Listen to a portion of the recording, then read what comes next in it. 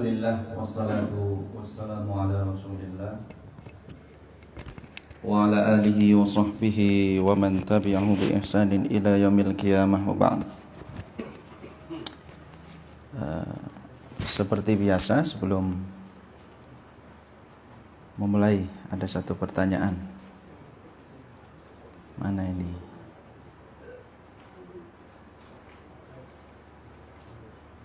Mana Pak? Sehat semua ya? Alhamdulillah. Masih lengkap?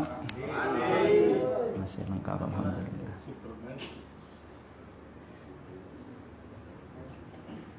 Sebentar.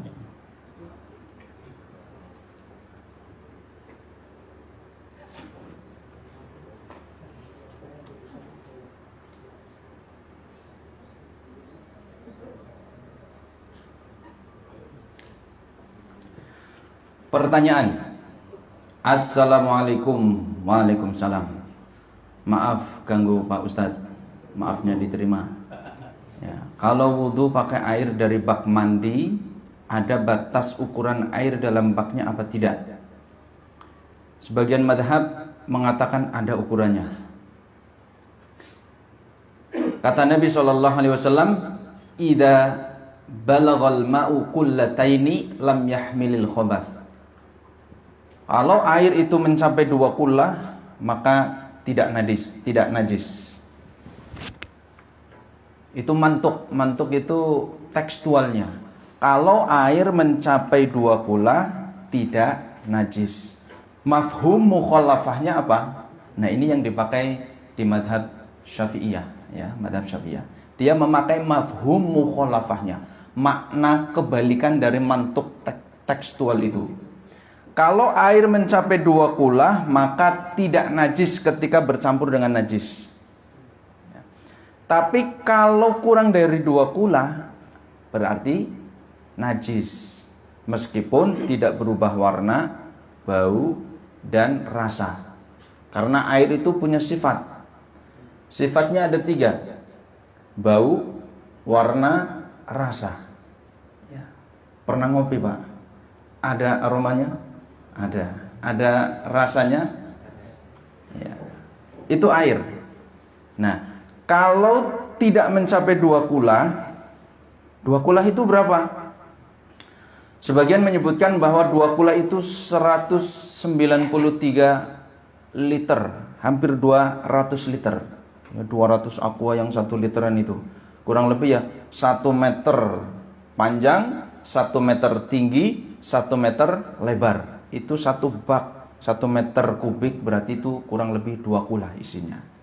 Nah, bagaimana kalau wudhu di situ? Apakah kalau baknya kurang dari 2 kullah nggak boleh? Madhab, saya tidak bisa mengatakan ini salah, tidak. Itu madhab Syafi'i yang mengatakan sebagian ulama Syafi'iyah. Tapi menurut sebagian ulama bahwa yang rajih, yang kuat itu adalah dengan menggabungkan beberapa hadis, karena ada 2. Yang pertama hadis tadi, idza balaghal ma'u qullataini lam yahmilil khobath. Yang kedua hadisnya, suatu ketika para sahabat dia membuang bertanya kepada Nabi, bolehkah kita natawaddu min bi'ril bid'ah? Bolehkah kami wahai Nabi berwudu dari sumur bid'ah? Sumur bid'ah itu sumur besar. Di situ kata para sahabat menjadi tempat untuk buang huyat itu atau hayat itu sekarang itu semacam pampers. Kalau dulu masih pakai kain, ya. Untuk orang-orang haid itu dulu pakai kain. Kain itu dibuang ke situ, ke sumur itu. Lalu luhumul kilab dibuang ke situ. Daging-daging anjing itu dibuang ke situ. Lalu natan itu bangkai dibuang ke situ. Kata Nabi SAW, innal ma'a la yunajjisuhu syai'un. Air itu tahurun, innal ma'a tahurun. Air itu suci, tidak ada sesuatu pun yang membuatnya najis. Air itu akan menjadi najis ketika najis ini merubah sifat air yang salah satu dari 3 itu. Baik warnanya, atau baunya, atau rasanya. Misalkan ada tai cicak. Tai cicak najis nggak Pak? Najis. tapi ada tai yang nggak najis loh. Apa? Tahu? Tai lalat. Itu nggak najis. Ya. Oh?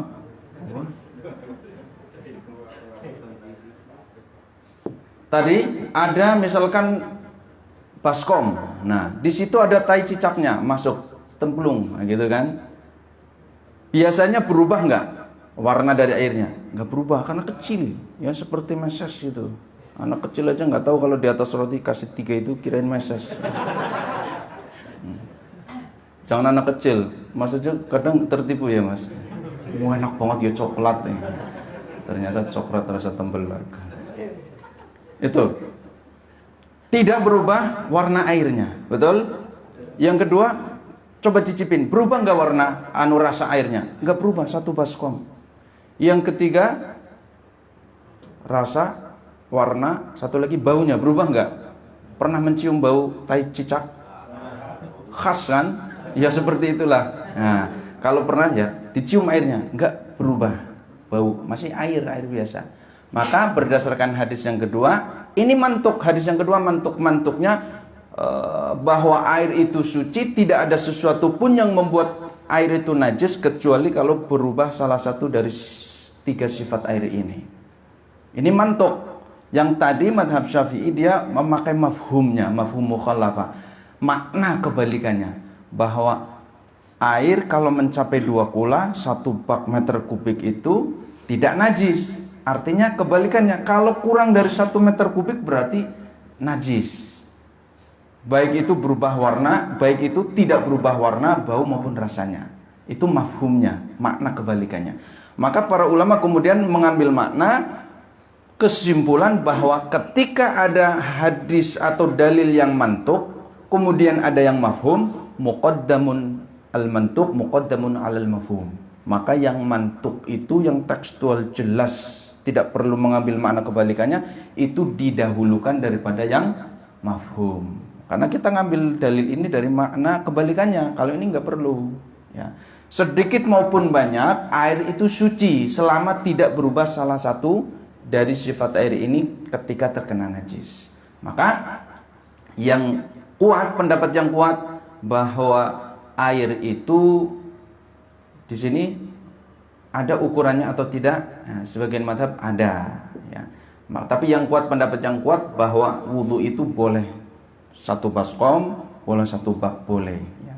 Tapi memang kalau kita perhatikan mazhab Syafi'i itu paling hati-hati ketika mengambil satu pendapat, paling hati-hati. Daripada ragu-ragu 1 bak ini najis atau enggak, nang pojokan nanti cocok kayak kan najis ora ya. Nah, daripada ragu-ragu maka harus bikin bak yang besar. Ya. Atau daripada ragu-ragu pakai air keran. Daripada ragu-ragu maka pakai gayung ketika airnya kecil, baknya tempatnya kecil, misalkan baskom kecil pakai gayung atau disiram, mangkok disiram seperti ini. Jangan dikobok karena Syafi'iyah ma'ul musta'mal itu tidak boleh dipakai, tidak mensucikan. Itu suci tapi tidak mensucikan, ya. Tapi saya pilih pendapat bahwa yang kuat itu air itu boleh kita berwudu dari bak mandi, meskipun kadang ada air sabun, karena tidak merubah warna, bau, rasa dari sifat air tersebut. Dia masih suci dan mensucikan, bisa buat pakai wudu. Terus hal tentang sholat, ini pertanyaan selanjutnya. Kalau kita sedang sholat qobliyah zuhur, tiba-tiba ada yang nepuk dari belakang ikut makmum, plok aja ditulung, plok aja ditulung. Tapi naik sholat malam sendirian, plok. Nah, perlu diteleng kayaknya. Dong sholat jam 1 wengi ana sing naplok plok. Ndeder gitu. Saya harus gimana Pak Ustadz? Nah, lagi sholat qobliyah. Ini qobliyah, qobliyah duhur, qobliyah duhur. Lalu ada yang neplok plok. Gimana? Maka ketika itu sholat sunnah, dia berubah niatnya otomatis bahasa orang Majenang dia nih, automatically ya, kerungu-kerungu itu menjadi imam, otomatis dia menjadi imam. Maka keraskan takbirnya, Allahu Akbar ketika ruku, Samiallahu liman hamidah ketika i'tidal. Nah, sekarang sudah tahu ya. Jadi jangan diem aja, pede aja ngaku sholat dewekan apa yang diganggu gitu. Enggak. Tetap berarti ketika itu dia ingin bermakmum, plek. Apakah boleh orang yang sholat fardu bermakmum kepada orang yang sholat sunnah? Boleh. Boleh. Suatu ketika Nabi SAW sholat malam. Allahu Akbar. Kalau tidak salah di rumahnya bibinya Anas bin Malik. Lalu Anas bin Malik bangun. Bangun. Kemudian bangun sholat di samping kiri Nabi. Kalau nggak salah waktu itu Abdullah bin Mas'ud atau Anas bin Malik, saya agak lupa. Karena dia duduk di samping kiri, maka dipegang kepalanya, diputer gini. Nah, muternya belakang, nggak boleh lewat depan. Belakang, tarik sebelah kanan, tarik sebelah kanan. Artinya yang pertama boleh kita bermakmum kepada orang lain yang enggak dari pertama. Yang kedua, posisi ketika berdua bermakmum maka makmum di sebelah kanan imam, bukan di belakangnya, ya, di sebelah kanan. Kalau ada datang lagi berarti yang sebelah kanan mundur. Nah, jadi seperti ini, bukan di kanan terus, toko maning kanan maning. Nah, imamnya nang di, harus di depan. Kalau ada yang datang plak berarti mundur, ya, mundur. Kembali ke tadi. Terus hadis yang lain, suatu ketika Mu'ad bin Jabal dia sholat bersama Nabi, sholat Isya, fardu kan? Lalu kemudian pulang ke kaumnya, ke kampungnya. Di kampungnya dia imam rawatib lah katakannya. Dia menjadi imam rawatib, imam rutin di masjidnya. Masyarakat di situ jamaah sudah nunggu. Loh, otomatis kan Mu'ad bin Jabal sudah sholat. Tapi kemudian Mu'ad maju, dia mengimami sholat Isya. Padahal dia sudah sholat Isya bersama Nabi. Maka kata Nabi SAW, lahu nafilatun, untuk imam Mu'ad bin Jabal itu statusnya adalah sholat sunnah, untuk makmum sholat fardu. Maka boleh seperti itu, ya. Jadi pakai isyarat nggak apa-apa, seperti itu. Jadi sekarang sudah tahu, nggak boleh ditegur. Aku lagi sholat tuh, jangan. Jane saya malu tanya kayak gini. Oh, di saat usia sudah mau 45. Alhamdulillah mengakui 45. Ada yang 45 ngakunya 25. Ya, mulai tumbuh uban dikasih warna putih gitu kan. Putih semua. Yang tadinya putih jadi hitam gitu kan. Ada saya melihat sendiri. Jadi kalau keluar rumah rasanya muda deh. Keluar rumah rasa muda. Ketika masuk rumah suruh sholat kembali tua. Arab ruku. Kalau sampai rumah suruh sholat ngakunya tua. Pas keluar rumah ngakunya muda 25. Disemir rambutnya. Tapi masih banyak hal agama yang belum saya tahu. Ya, alhamdulillah kalau masih bertanya. Fas'alu ahla dzikri in kuntum la ta'lamun. Mohon maaf saya sudah ganggu. Ya, diterima maafnya. Maaf satu lagi, ini masih satu ini. Ya. Diterima lagi maafnya. Kalau bacaan zikir apakah bisa diartikan sama dengan doa? Zikir tidak sama dengan doa, tapi doa bisa dianggap sebagai zikir. Paham? Zikir tidak sama dengan doa, karena zikir itu mengingat. Fas'alu aqimus sholata lidzikri. Dirikanlah salat untuk mengingatku, kata Allah. Zikir itu mengingat. Tapi doa itu tolak, permohonan, permintaan. Ya Allah, aku minta ini, ya Allah lindungi aku, ya Allah jaga aku, ya Allah mudahkan urusanku. Itu tolak, ada permohonan. Tapi doa itu bisa dianggap sebagai zikir. Makanya beberapa riwayat hadis, zikir setelah salat itu ada yang redaksinya dalam bentuk doa. Allahumma inni as'aluka ilman nafi'an wa rizqan tayyiban wa amalan mutaqabbala. Setelah salat maghrib sama salat subuh dibaca itu. Itu termasuk adzkar ba'da shalah. Zikir-zikir setelah salat, tapi sighah bentuknya adalah doa. Jadi zikir belum tentu doa, tapi doa bisa dianggap sebagai zikir karena dengan doa dia mengingat Allah. Dia menjadi ingat Allah. Kita lanjutkan. Ada yang beberapa pertanyaannya masuk, tapi dibaca satu-satu aja. Oh, kertasnya enggak tadi.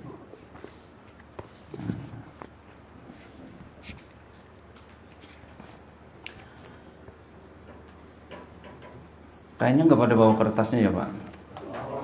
Bawa semua? Iya. Kalau ini ketinggalan mah nyantai, enggak apa-apa. Kalau HP ketinggalan mah butuh balik maning. Nomor 7, annahu yukaffiru sagha'iradz dzunub. Manzilatul wudu fil Islam. kedudukan wudhu dalam Islam. Nggak ada jam ya Pak? Mungkin ahsannya ada jam ya, jadi lebih jelas ya. Oh ini jam sekian ya. 48 itu kan, tahu-tahu 48.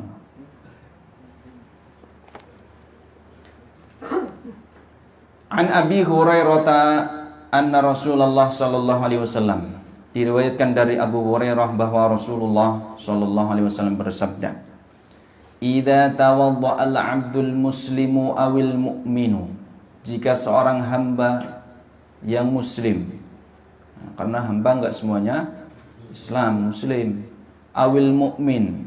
Jadi ada syaratnya, muslim atau mukmin. Kalau hamba manusia, dia bukan orang Islam, faghassala wajhahu, lalu membasuh mukanya. Artinya berwudu. Membasuh muka di sini berwudu. Kharaja min wajhihi kullu khati'atin nadhara ilaiha bi'ainaihi ma'al ma, maka akan keluar dari wajahnya setiap kesalahan yang dihasilkan dari pandangan matanya bersama air ketika membasuh muka, atau bersama akhir qatratil ma, tetesan terakhir dari air ketika membasuh muka. Sing di angel ya. Susah membedakan mana tetesan terakhir. Nah, dosa-dosa kecil itu, maka di sini zaghairudz dzunub ya, di temanya itu, di poin 7 itu. Karena kalau dosa besar, kesyirikan, lalu berbuat zina, minum khamr, memakan harta anak yatim, maka dosa besar hanya bisa diterima di sisi Allah dengan bertaubat. Tidak cukup dengan istighfar.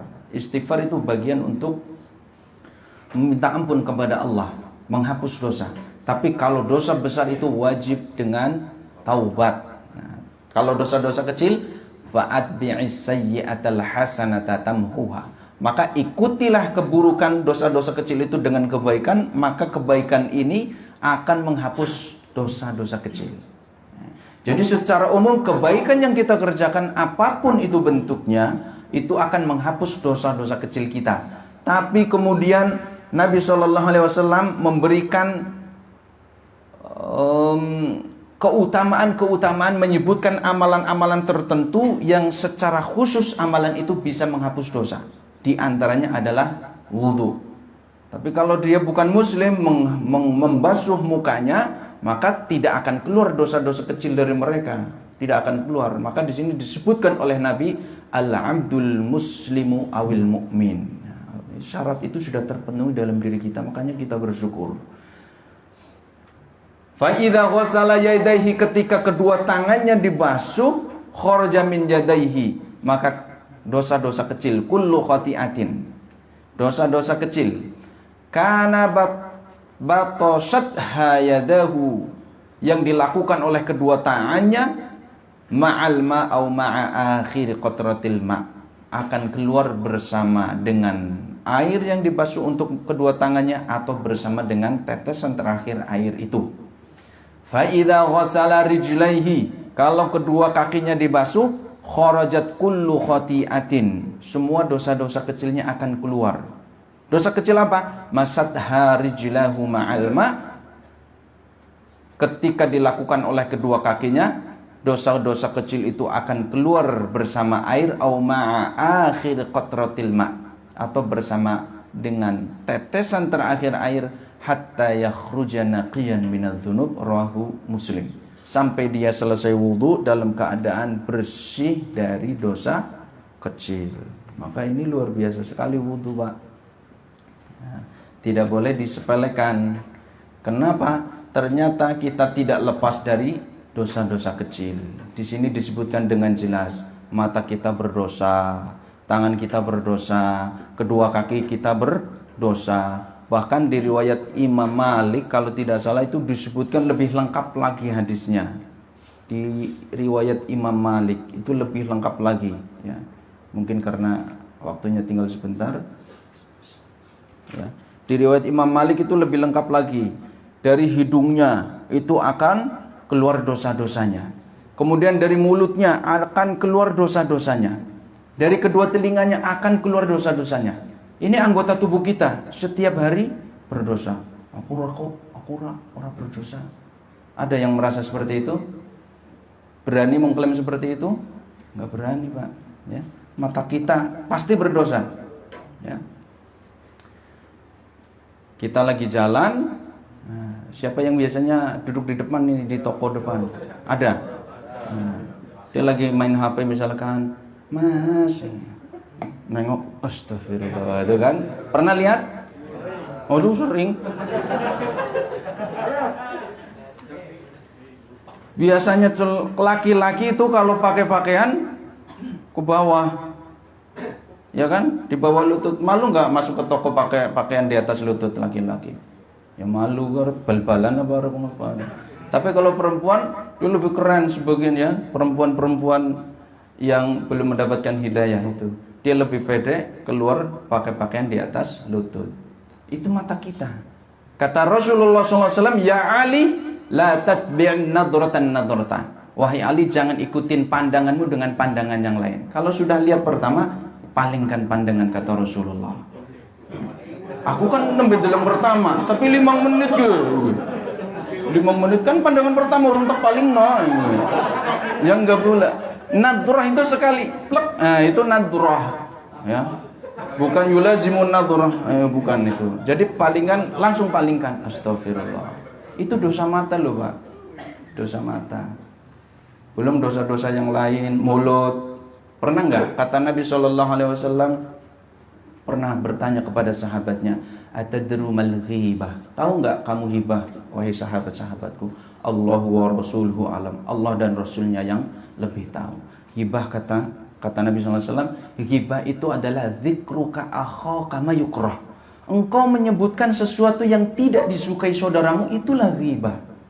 Hibah diistilahkan oleh Allah itu seperti orang yang memakan bangkai saudaranya sendiri. Jijik kan? Orang mati dimakan bangkainya, itu hibah. Diistilahkan seperti itu. Nah, dia menceritakan orang lain. Seneng banget lagi ngobrol enak banget. Kayak emang tanggaku kayak rambutnya keriting, ireng, urip maning aja. Sampai sahabat, maro afaro'aita in kana fihi ma akul. Ya Nabi, kalau yang saya sebutkan itu benar, keriting, hitam, urip maning, kan? Itu kan betul, fakta kan? Kata Nabi, itulah ghibah. Kalau yang kau sebutkan tidak pada dirinya, balu faqad bagatta, engkau baru berdusta. Ghibah yaitu. Maka berapa kali kita sering ngobrol seperti itu kan? Ya kan ukaran jagong karo sering ngelidiki aku. Ya sering apalah. Itulah ghibah. Makanya banyak sekali dosa-dosa kita. Nah, dengan wudu ini maka menjadi wasilah. Berarti kedudukan wudu itu mulia sekali di hadapan Allah Subhanahu wa taala. Dosa-dosa kita itu bisa hilang, kita kembali dalam keadaan bersih, suci dengan berwudu. Karena itu rutin-rutinlah berwudu. Tapi biasanya kebaikan memang berat. Ya, kebaikan memang berat. Jadi tidak perlu berwudu itu karena sekalian ini tadi ada pertanyaannya, biar minggu depan gak dibaca ini. Karena terkait ini.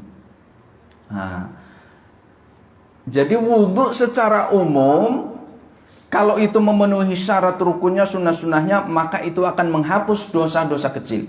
Maka tidak perlu ketika wudhu itu ada doa-doa khusus. Tapi itu disebutkan di beberapa kitab fikih. Di antaranya Ar-Rafi'i dari madhab Syafi'i itu menyebutkan itu. Lalu kemudian Imam Abu Hamid Al-Ghazali itu menyebutkan dalam kitab Ihya Ulumuddin. Ya. Ada doa-doa khusus ketika membasuh muka, membasuh kedua tangan, mengusap kepala. Tapi kata Imam Nawawi, la aslalahu. Hadisnya tidak ada asal usulnya. Hadisnya lemah sekali. Maka para ulama mereka sepakat boleh mengamalkan hadis lemah. Salah satu syaratnya adalah hadis lemah, hadis dhaif itu boleh diamalkan untuk fadhailul a'mal, untuk mengamalkan amal-amal utama. Tapi dengan syarat dhaifnya bukan syadidu dhaf, bukan lemah sekali. Nah ini termasuk hadis lemah sekali. Maka mereka la aslalahu, la yasihu fihil hadis. Hadisnya lemah sekali, maka menurut para ulama tidak perlu diamalkan ini. Ada doa-doanya, ada itu disebutkan.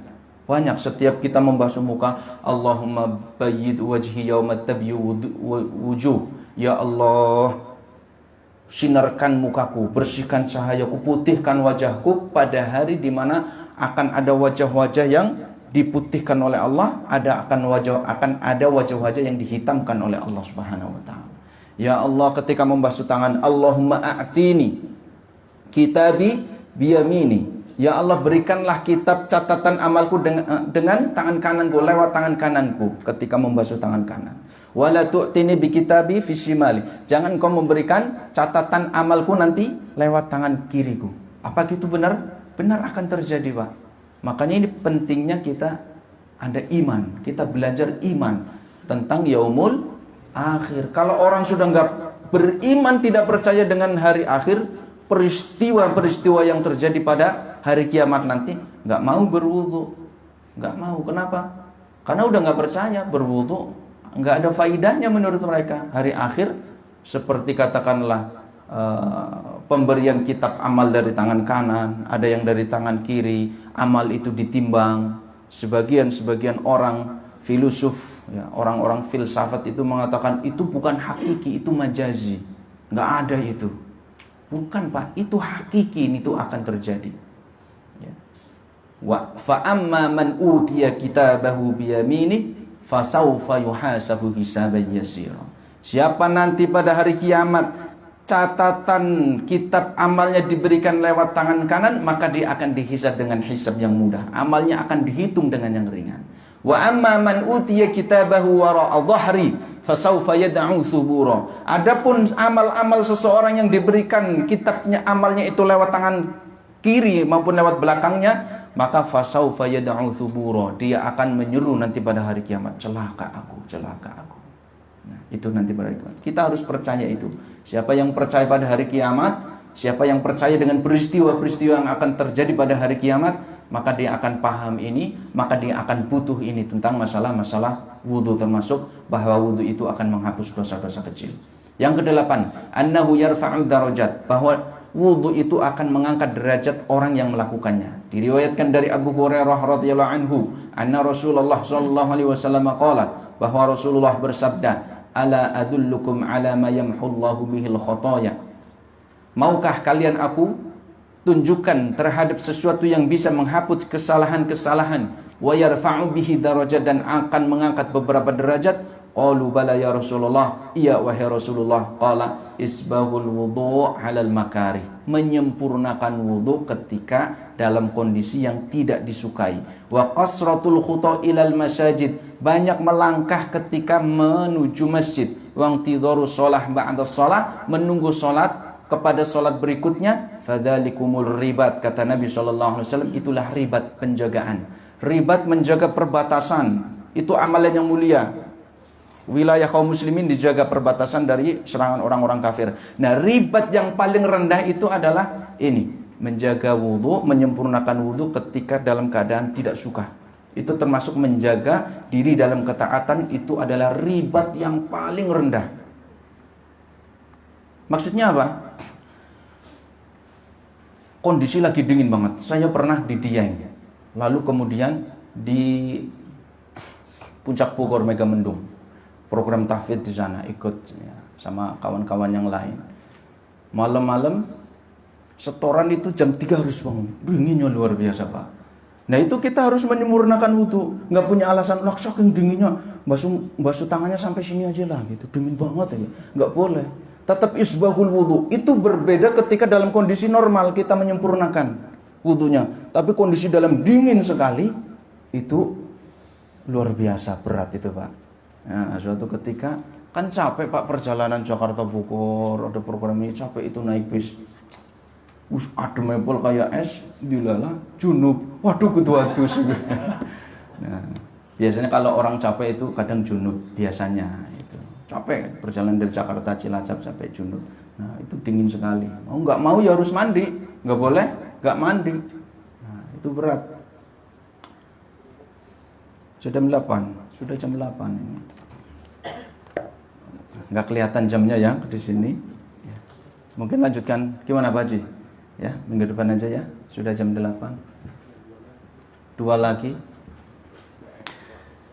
Mudah-mudahan yang sedikit ini bermanfaat, menambah iman kita, menambah motivasi kita, ya, sehingga kita semakin dekat dengan Allah, kita semakin semangat untuk mengamalkan apa yang telah dicontohkan oleh Rasulullah Shallallahu Alaihi Wasallam, dan semata-mata semua itu kita lakukan bukan adalah hal-hal duniawi, tapi semata-mata untuk mengejar kehidupan akhirat.